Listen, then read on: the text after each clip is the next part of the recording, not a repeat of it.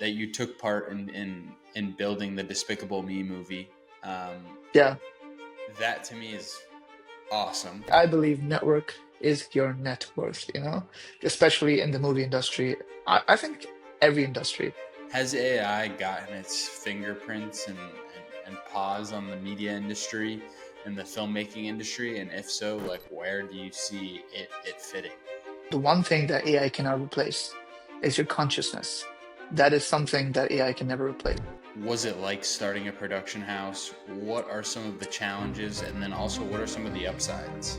So that's why I always tell people, and I learned this from my father, is like, hey, always chase satisfaction. Because if you are satisfied, you are successful. What it takes to be successful in the film industry? What advice could you give them? Welcome back to another episode of the Beyond the Wealth podcast. I'm your host, Andres Sanchez, and today we have Jijo Sengupta. Jijo is the founder of Aj Media Productions and Aj Film Academy. This is a very Let's go. interesting episode. You know everybody listening. I'm always trying to find interesting guests, interesting founders in all of these different niches. I think I found a pretty good one for us today. This is the first person we've ever had on the show that's in film production and media from this angle. So I'm very excited to have this conversation and personally and selfishly learn a little bit more about that industry. So Jijo, thank you so much for coming on the show, man.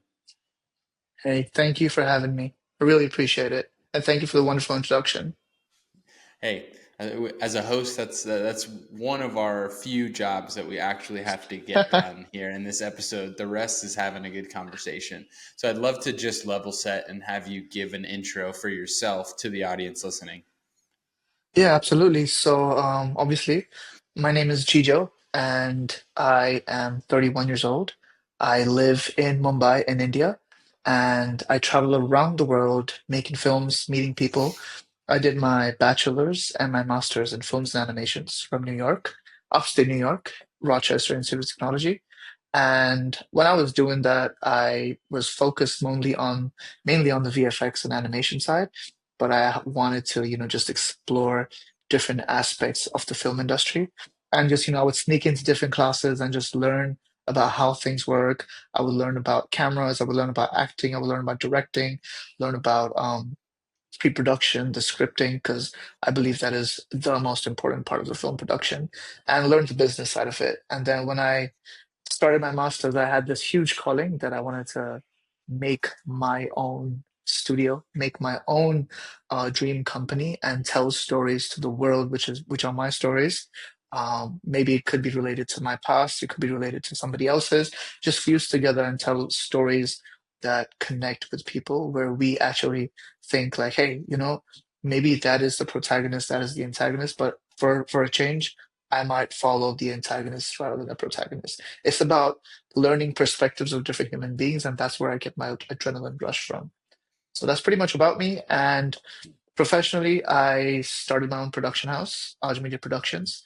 I started my own film academy, which is teaching the youngins out there who want to learn everything film, because I know the struggle of film, learning about it, because it's so vast, it's so big. Um, I want to make sure that the people who are passionate about it, people who are determined in it, will actually go and capture those moments and capture those um, memories through film. And last but not the least, me and my family, we own a full-blown school, which is from kindergarten to the 10th grade in the eastern side of India, called Aj Global Foundation School. We are over 300 students now. So I'm dabbling into different many things, and it's keeping me busy, keeping me afloat, keeping me happy. And the most important thing is I love life in general, and I always believe to chase satisfaction rather than success, because success is so subjective. I love that. I mean, I definitely couldn't have done an intro that good, so I'm happy I gave you the floor. um, Thank you. where did this calling for film come from? Like, where did this passion, this drive to go and be in the film industry? When did that first happen? I guess I'm one of those very few people who are blessed with knowing what they want to do early on in life. So when I was born, when I was like 3 years old, I always used to like, watch Popeye the Sailor Man, Scooby-Doo, Dragon Ball Z. I'm a huge nerd. I still watch those stuff. And I just would watch that on the TV and start drawing them. Like, and it would be because I have a photographic memory. So I didn't know that at that point of time. So as the cartoons would keep going, I would like take a piece of paper, remember it in my head, and just draw the exact thing, literally carbon copy of the entire thing. And I just knew I wanted to be in the media field, and that drawing basically kind of evolved and graduated into telling stories through the film industry, through film, through animation, through VFX, through live action. And because of this, one of my films got nominated in Cannes in 2024 this year.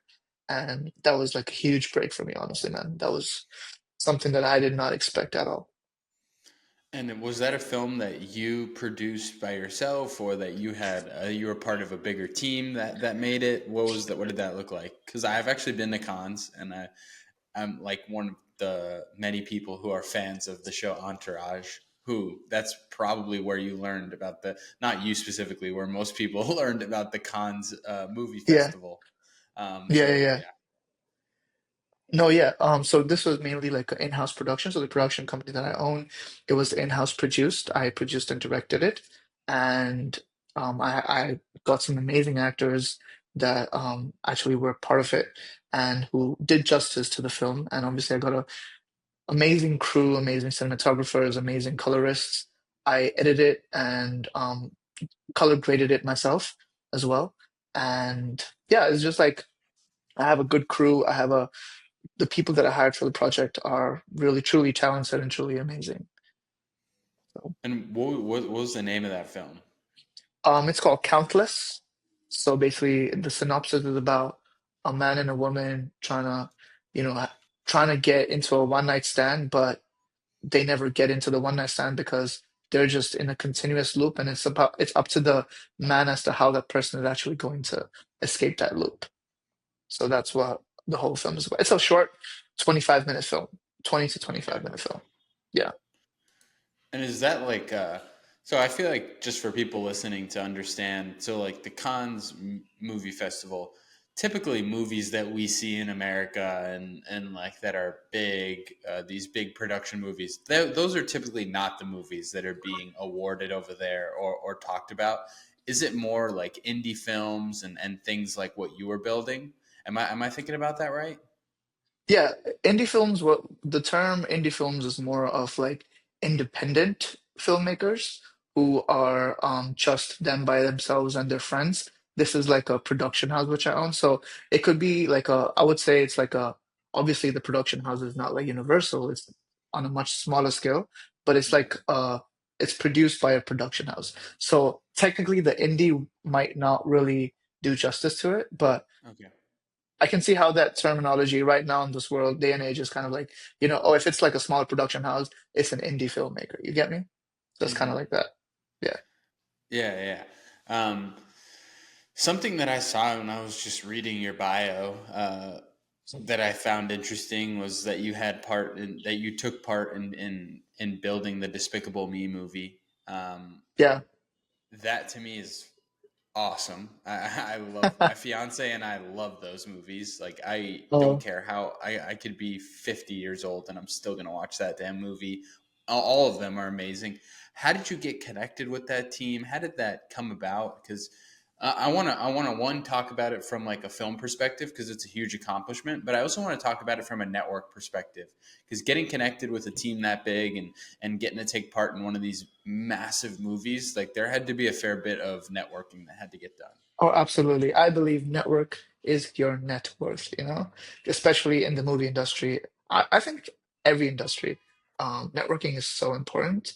And it's like, it's also, in some level, it's also shallow because you're always, you're out and about trying to like prove yourself to others and they're trying to prove yourself to yourself. So after a point of time, it becomes kind of shallow if you're starting out in networking. But I believe that if you kind of graduate from that side and actually want to build relationships, if you have that mindset, it will definitely give you much more fruitful results. And that's what I am, honestly. I'm a social butterfly. I love like I said, I love understanding and hearing about different perspectives about human beings. So I just like meeting people. And I'm part of this huge membership club called Soho House. And Soho Oh, me House is too. something like a, oh, it's amazing. So it's helps you network with different types of people. And when I was in LA, I had the opportunity of when I used to live there, I had the opportunity of just meeting people, and through through the grapevines, you just like introduce yourself, you become friends, you grab a couple of drinks here and there, you grab a cup of coffee, and then someone knows the other. And then I just found out like someone close to me knows the CEO of Illumination Entertainment, and then we just we kind of connected. And the person who was closest to me was my dad. And my dad knew somebody who knew somebody. And then we started connecting. We grabbed coffee, and then I was, it was back in 2014. So I was still a kid, but I'm like the same, literally the same social butterfly. So they gave me a job, and it was an internship. It was as a production intern. And I worked there for 4 or 5 months. And the movie that I worked on was the Minions. The Despicable movies came out, but the Minions, which was the story of the Minions, that is the one I worked on. And I got thrown into a life with like this whole Soho House life, the Hollywood life, working with like, great people, just like famous people. It just got thrown into that life, and it's just really, really nice to be able to know that side of the just the flip side of how the movie industry works rather than from an audience perspective. Yeah, how valuable was that getting connected early in your career rather than down the road so that you were able to kind of take that foundation and build where you're at now? So a lot of mistakes that people do is people connect and then people do not nurture that connection. So I believe in nurturing that connection. So when, let's say, all my coworkers at Illumination, like when I was in touch with them, I made sure, even after like I moved back to New York, I made sure to keep in touch with them. Back in the day when Instagram wasn't there, it was mostly Facebook. So I would make sure like we're like Facebook friends, just say hi, hello, what's been going on. Just nurturing that is always, always helpful. Now, the people in Illumination right now, that connection didn't really like, there's nothing professionally that happened out of it, but I still believe like, hey, if you had a real connection with a person, it's important to keep that connection going, regardless of whether there's something that's going to professionally, you know, build from it. Because um, that's what most people think about networking. Hey, if I don't get my way, there's no point of keeping that as a contact. That's Mhm. why I believe like that. That's where it becomes shallow. If you like a person, if you vibe with a person, stay in touch. Whether or not that person will tantamount to something professional in your life, just you like the human being, stay in touch, man. As simple as that. Yeah, and I think you're spot on with that, and it's something I bring up a lot. I love that quote that you mentioned earlier. Your net worth is your network, and I stand by that. And our audience is typically younger entrepreneurs or aspiring entrepreneurs, and I want to make a point here that you will see significantly more success if you are networking the way that you're talking about it, with no intention of gaining from these people, with just genuine connections to people that you really like. And obviously it's business, like you've got to do some type of you've got to do some type of a networking from the Transactions, yeah, aspect of like making it transactional. But if your main intention is to just be genuine and make human connections, I have experienced one and I have met tons of people who have experienced it. You will see a ton more success by just being very genuine and connecting at the human level than constantly thinking 100. everything's a transaction. Everything's like going to make you more money or make you more famous, whatever you want to think about, whatever you consider currency in your life. And Yeah, I think it's really important to highlight that like being a genuine good person will get you so far in this world. 100%, man, 100%. And the other thing I definitely want to tell people is that success is so subjective. Like the only person you need to compare to is who you were like yesterday, you know? Because for you, I'm not saying you, but like for the person in front of you, success might mean making $100 million.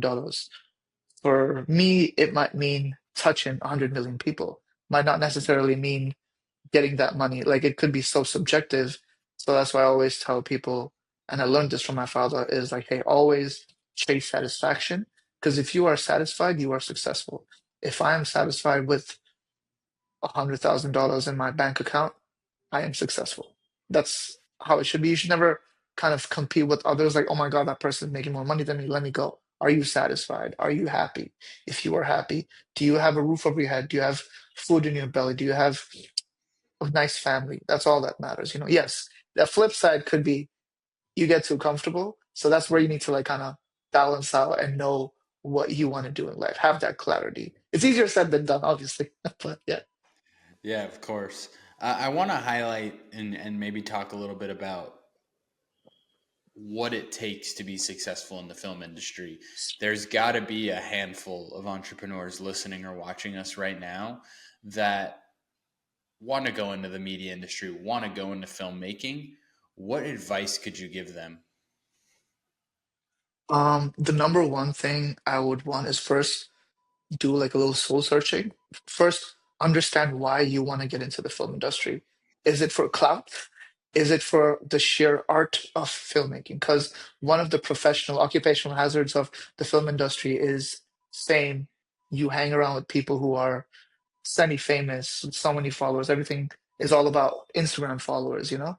But if you want to kind of be in this industry, do you want to be in the industry for the art, for the process, or for just being there for the cloud? That's I think number one is introspection, is understanding what you want as a person. After that, I would say kind of learn yourself as to which side you want to get into, which is the production side, or being behind the camera or being in front of the camera, because that kind of creates two separate paths as to where you want to go. A lot of people want to be actors, but then I see a lot of people getting into acting, but then falling in love being behind the camera. Same thing, I see a lot of people being behind the camera, but then when they do the edits of people in front of the camera, they're like, oh my God, I need to like be a model now. I need to go out and like, be in front of the camera. I don't want to be editing somebody else. I want somebody else editing me. So it's like that clarity needs to be there because I've seen people switch up like nobody's business.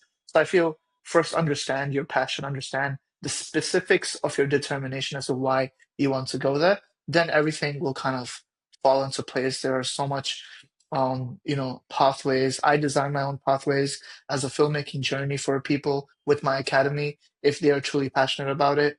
And yeah, just understanding what you want and why you want it is super important first. That's, I would say, step number one before you get into it. And then how many different, like you mentioned, pathways, how many different pathways are there into this filmmaking industry? What are the different jobs you could take? What are the different areas you can specialize in? And I'm sure there's tons, but maybe just a few So off the top many. of your head. Bro, have you ever seen the credits after a movie? Do you see how It's long those are? insane. It's insane. I saw a movie Yeah, recently and the credits were like 9 minutes at the end. I just didn't yeah. understand how there could be so many people involved. There's a movie takes a minimum, like a feature film, like a 90-minute film, takes 2 to 3 years with at least like 500 people to make. So Oh, wow. it's crazy. Like, so filmmaking is like kind of broken into three pieces: pre-production, production, post-production. So pre-production is basically the brainchild, is basically kind of the story, the script, the dialogues. Um, so this famous show called South Park focuses Hmm. mainly on the script, on the punchlines, on the actual the comedic timings. So over there, there are script writers, which is one job, which is like, hey, I really like making comedic dialogues. I really like drawing and pre-visualizing the film. That is mainly what pre-production is. Production is when you're actually going on set, taking a camera, making sure the settings of a camera, like you like dealing with like big cameras, dealing with like lenses, the camera bodies. Then there's the lighting department, which is like the grips, the guffs, the chief lighting technicians. basically based on the mood of the film, how you want to light the film. They work hand in hand with the cinematographer. The director is basically the vision of the film. Like, hey, this is kind of my story. This is the way I want it to go. I have a romantic film in mind. I want to be able to tell it in this way. That's where the camera person, the lighting person, and the director kind of works hand in hand, where all three of them need to be in complete sync. Like, hey, okay, I want, since it's romantic, I want more warmer tones. If it's a horror film, I want more cooler tones. I want it to be a little bit more dark. So the CLT, which is the chief lighting technician, the cinematographer, they kind of mix together and create the vision that the director envisioned. Then we go to post production, which is after the entire shoot is done. It's basically the editing, the color grading, the VFX, the music, because the music is 50% of a film. Like, I believe that to the dot. If you put People don't tend not to put so much thought into music, but music is 50%. There are jobs which is people just purely focus on the music composition, the sound design. Like this famous guy, Hans Zimmer, like he is known for his masterpieces in different movies. So there's so many different ways you can go. You can be a full-time editor, you could be a pure color grading artist, you could be a VFX artist, you could just be, like the Avengers, all of those things. They're pure, they just hire VFX artists to like, because Hulk doesn't exist in real life as much as I want it to exist. It doesn't exist in real life. You got to create that shit in like a whole VFX platform. So there's so many different ways. It's just like that's why I said you need to know what you want to do and why you want to do it first before you even step in. Otherwise, it's a big ocean and you'll just get lost in trying to do everything. Yeah, I could easily see how that's possible listening to you explain all of these different avenues. And Yeah. uh, side riff, I'm curious, like, obviously from the outside looking in, I don't know much about film. I love South Park, and I see all the clips of the founders doing all the voiceovers, the way that I've seen the clips of the way that they structure episodes and all of that. Does the industry itself hold them at a very high standard? Because from the outside looking in, they're amazing. Yeah, they are. They are. I believe the way they function. I mean, I might be wrong. I obviously do not have insights on exactly how they work. Like I just see the BTS on YouTube, so I'm just like kind of judging based on that. I believe that their main focus is the pre-production stage, which is I need to make sure the comedic timings, the storytelling, the script, the dialogues of each character, that needs to be spot on. And the way the actors deliver those dialogues is something that they focus on more than the actual production. Because if you see the production is just like it's a 2D character, so it's like a factory. They rush it out immediately, you know? There's not much cinematic flavor in it. It's mostly flat. It's mostly flat and it's mostly the expressions are also repetitive. So they don't really focus on the production side more, but they focus on the scripting side and also with the comedic timings come the sound and the sound design. I think that's where they focus on, which is why it kind of proves to the world how much important pre-production is. That without a proper script, without a proper um, storyline, you're just gonna go on set with $1 million camera, you're just gonna be twiddling your thumbs, knowing not knowing what to do. Right now in the industry, are there any areas that you think are just flat out better opportunities with the current market than others? Are there any paths that, if somebody is uncertain and still trying to figure out what they like, you would push them towards or recommend that they pursue versus something else? Yes, so I believe so that's what kind of brings me to my academy is Yeah, let's talk about that. basically basically this thought is so Aj Film Academy was made with the purpose that hey, um, listen, film is so vast. You need to, there are certain things you definitely need to know and certain things which are optional. So I kind of designed the path so that no matter which direction you go, whether you want to be a colorist, whether you want to be um, an editor, whether you want to be a cinematographer, at least you have your basics and the things that you need to know down and you have it ready in your in your belt just ready to go. That's what the academy is about. So for example, the creative grammar, basically understanding the types of angles. Now, whether you're an editor or a cinematographer or a pre-production artist or a storyboard artist, you need to understand the difference of camera angles. You need to understand the difference of, okay, should I use a zoom lens? Should I use a prime lens? You need to know those basic things. So that's what the academy, at least my academy teaches, is not just the tools as to like, okay, this tool does that, that tool does this, turn this button on to turn that light on. It teaches you as to, okay, why does this tool do this? Why does this light turn? Why does this light make it look such way? So it teaches the basics, and then after that, once you think you have a hang of it, then you go into the VFX world, or you go into editing world, or if you want, go on set, be an assistant director. It's completely up to you, but you need to have your basics down. Is what I'm trying to say. And so, if I'm listening to you correctly, the Aj Academy is basically a crash course on how to understand the media industry, the basics of it, so that you're able to go and follow your passions and kind of put yourself in the right position. But you wouldn't be able to do that unless you had the general understanding of the industry itself. Yeah, basically. So basically, the way MT is more of a crash course. It's more as like I would say it's like a 2 year school, a 2 year school into compressed into um a 10-hour crash or self-paced crash course. Because in the film industry, like when you try to apply to like film schools and stuff, you have to choose particular directions. Like you got to choose like, okay, I want to be an editor. So they just give you electives. They give you, these are the courses you need to take, these are the credits you need to take for this semester.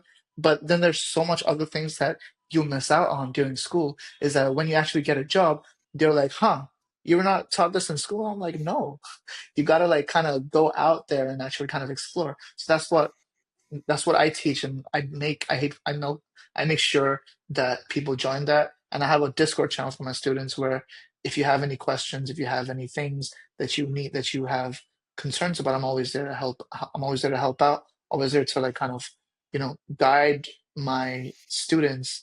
And when I'm on set, I kind of invite them on set, like, hey, as just as volunteers, like, hey, when you're on set, practical experience is much more than theoretical experience in general for anything. So yeah.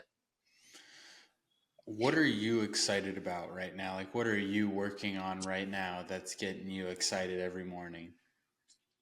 So I got invited into Skillshare. So I don't know if you're aware what Skillshare is. It's like the biggest platform for learning new things. And after my academy launched, after I kind of became a micro influencer on Instagram, I got invited to Skillshare to kind of teach some classes. So I'm just focusing on that. I'm just shooting my courses, shooting some things that I think will be super helpful for people. So I'm uploading them on Skillshare as we speak. I was literally doing that right before this podcast. So that's exactly what I'm focused on. I want to also, I'm in the process of writing a feature film script. Hopefully, um, I might pitch it to Netflix or one of those, the big VOD platforms. So I'm working on a nice script. Hopefully, there will be people who enjoy it. So I'm in talks with some people. I'm in talks with just like some beautiful, talented people that I'm working on that. So, just this is what I live for. This is my passion. So waking up every day is honestly, for me, work and play is the same thing. So I'm just happy in general.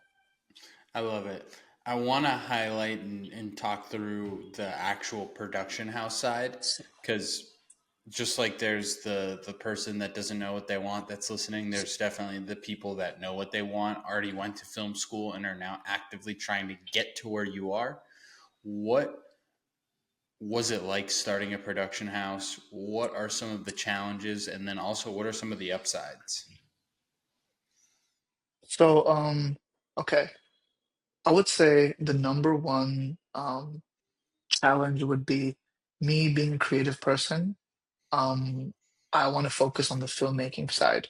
But when you run a production house, you have to learn the business side of it as well. Like when you're hiring people, when you are making sure there are employees with you, you need to take care of the HR platforms. You got to take care of accounting. You got to take care of employee welfare. You got to make sure there's the space where your employees are working. Are they happy doing that? You got to make sure that the working environment is good. You got to make sure if there's any disputes between employees, you're there to solve it, being HR, accounts, being it from a social media perspective, the design perspective. You got to like wear different hats at different times. So kind of sometimes people get lost uh, in that area where I'm a creative person. If I keep doing lots of accounting work, it kind of frustrates me. But those are one of kind of like the downsides of um, being the starting a production house. The upsides is it forces your muscles to kind of learn how to multitask more and more, and you become knowledgeable. And from a business side, because I don't just make films, right? I make content for clients as well. I got clients all over the world that want my video services. So those are the things that pays the bills, because films are like it happens once in 3 years. It's like a big budget, and then the paycheck comes 3 years later. So I can't survive for 3 years without clients. I need to um, build clients. I need to make stuff for them. So that is something that is not really the most enjoyable thing, but something that pays the bills as well. So those are kind of like the challenges, which like how do you be creative in showcasing a movie about, let's say, hair products. I'm just giving an example. I don't want to be talking about hair products for the rest of my life, but hey, that is an important client for me. So I need to make sure that those hair products are shot properly. I gotta step into that person's shoes.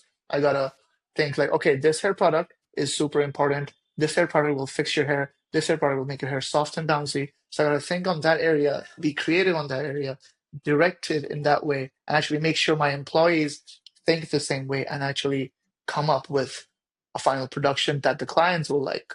So so that's one of like the challenges, but it's a huge satisfaction knowing that you can actually think on so many different fronts and actually create good products out of it. And what does engaging with you from a freelance perspective look like? What services do you offer? What type of, yeah, like what does the overall engagement look like to go out and hire you aside from your media production for like movies to do film for clients? Okay, so the things that I do is how do I put it? I'm the offshore studio for a lot of my clients.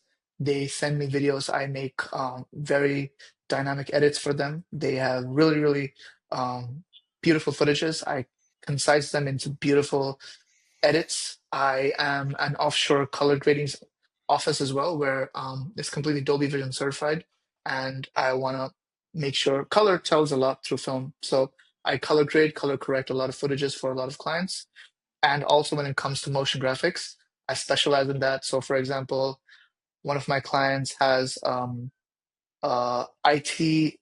cybersecurity service that they provide to his clients. So rather than that person showing PowerPoint presentations and going around trying to sell his stuff, his services to other people, I made a video for that. So I converted his entire value proposition into a 2 minute motion graphic video slash advertisement. And then he uses that on his socials. He uses that to send it to his potential leads. So that isn't a movie in itself. So a movie is kind of there everywhere. It could be through Reels, it could be through the website. It is always, always available for every single person. So that's one of the ways, that's a few of the ways that I kind of use my skill in movie making to for my clients. Awesome. And I'm just curious for you right now, like, have there been any innovations or any breakthroughs in the industry? Because I know, like, most of the people I talk to, it's like, oh, AI did this or AI brought this to life. Has AI gotten its fingerprints and paws on the media industry and the filmmaking industry? And if so, like, where do you see it fitting? So AI, so we use AI a lot for a lot of things in terms of just helping and speeding workflows.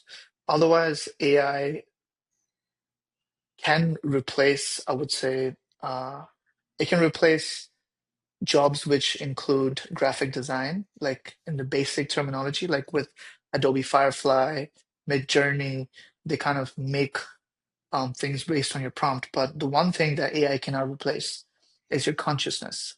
That is something that AI can never replace. It could um, build things for you, but whether you're conscious about a certain art, it can never make that for you.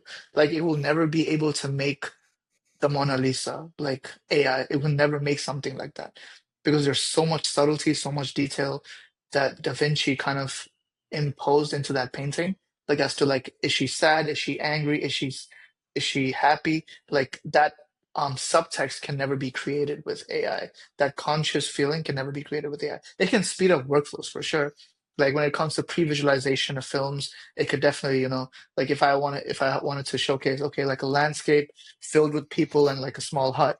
I could definitely, it would take me like an hour to kind of draw that and paint it on Photoshop or whatever. But with AI, I can do that in 5 minutes. So that's where AI kind of speeds up the workflow just to kind of pre-visualize. But it can never go and shoot an expression and like I cannot tell a person like, okay, I want this person to look happy, but I want from the inside, I want him or her to kind of suffer. So that expression of like faking that emotion of being happy, at the same time trembling inside, that conscious feeling of that human being can never be recreated with AI. That is, I think, I don't think I'm going to be alive for that technology Hmm. to be here yet. Yeah, let's see. It should be interesting. It's definitely changing the way a lot of industries work, and I like how you mentioned like it's never going to replace the consciousness in a human because I think that's most people are scared of AI, which is funny just because the way the media portrays it. And it's like, oh, AI is going to steal your job. And that's not true at all. It's It's just not. somebody that knows how to use AI is going to take your job because Yeah, they're going to yeah. be extremely more efficient. So I always like to highlight that.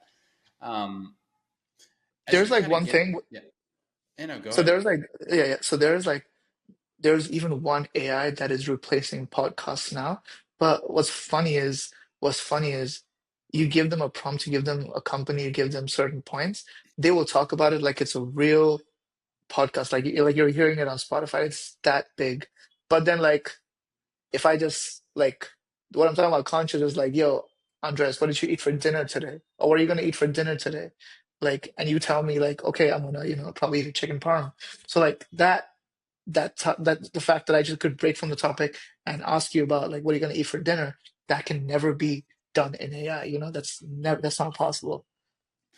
You have to Yeah, input that.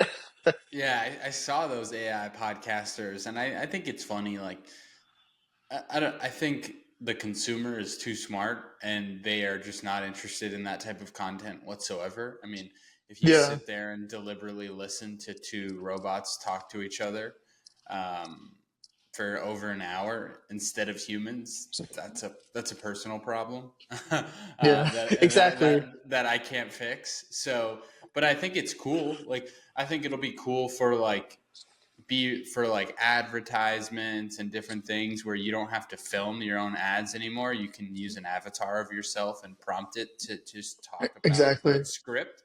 So I think there is exactly. definitely like upsides to it.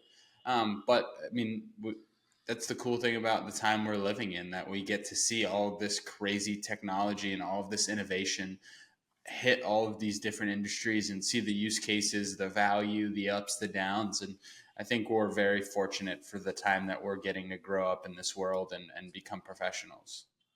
Bro, absolutely. Because we saw the building of Facebook, and now we're seeing literally the metaverse as well as we speak. So like we're seeing literally from that spectrum to like here, and it's just like it's crazy how like going back in time, seeing how we used to hang around in MySpace and seeing like now it's like Mid-Journey, GPT, and it's just like it's crazy. It is mad. Yeah, it's very exciting. As we kind of get to the end here of the conversation, I'm going to ask you the question I always ask my guests, but I want to give you the chance to highlight or talk through anything that we maybe didn't get to cover that's top of mind for you. Um, no, I think we covered like a lot of things. This is just me babbling about a lot of things about the film, about the Academy, and Yeah, do you have any questions for me? Because I'm like, I think I kind of touched base everywhere. No, I mean, I think you did amazing. Like, I think I learned a lot more about the film industry. I understand a lot more about what it takes to be successful in the industry. And at the end of the day, that's our goal here with this show is to educate the people listening and watching on these different markets, industries, and how to go and be successful. So I think you crushed it. So I guess I'll take it to the last question here, which is if you could go back and talk to the 18-year-old you, what's one Yeah. thing you would say? Everybody talks about like what would you go tell yourself? What is one thing that you would go say? Oh boy, I was thinking about this yesterday. I would go back and say like, "Yo, Jijo, buy some Bitcoin." That is a very valid answer. Like dead ass, bro. I would have literally told like, "Yo, instead of going to that frat party, spend that $100, buy Bitcoin." Dude, I mean shit. You'd be sitting pretty right now if that was what you did. I think we would all be sitting pretty if we took all the money we spent on booze in college and just invested it into Oh my Bitcoin. gosh. Bro, imagine like I'm just like calculating right now if it's even if I spent $500 on Bitcoin and right now it would have been $45 million. Mm. Bro, The $500. pain, $500. the pain. $500, You think bro. you think you would have held that $500 all the way up to right now? Yeah, that's what I would tell. That's what I would tell. I would go back and Yeah, tell, like, yo, hold the bags. for 1 week to not party. One Oh week. my god, One that week, Jijo. 1 week. Put 500, buy 500 Bitcoins. It was $1 each. It was $1 each, 2011. It was $1 each. Now it's $90,000 each. absolutely insane. Like That's one thing I would so say. crazy. I was just thinking about it yesterday, literally. I mean, dude, that's such a valid answer. um, well, I just want to thank you for taking the time to talk with us, taking the time to give us to pick up the hood and show us what's really the film industry looks like from the back end, what it takes to be a successful filmmaker, make a production house, be successful in that industry. I want to thank you for sharing that with us. Thank you for having And me. yeah, of course. And I am now going to be much more interested in your journey and what you're building. And I'm going to keep an eye on everything. And when you have that huge hit, or you have that show or movie that Netflix picks up, or one of these massive companies, I would love to have you on the show again so we could talk about what it took to go from 1 to 10, because everybody talks about that 0 to 1. Not really many people talk about that 1 to 10 or 100, that big win. That's what I'm trying. I already have a show on Prime Video, but now I'm trying to kind of go for Netflix. So let's see. Fingers crossed, you know? Fingers crossed, man. Thank you so much. I appreciate you coming on the show, and we will definitely have you on again. 100%. Thank you, Andres. See you guys.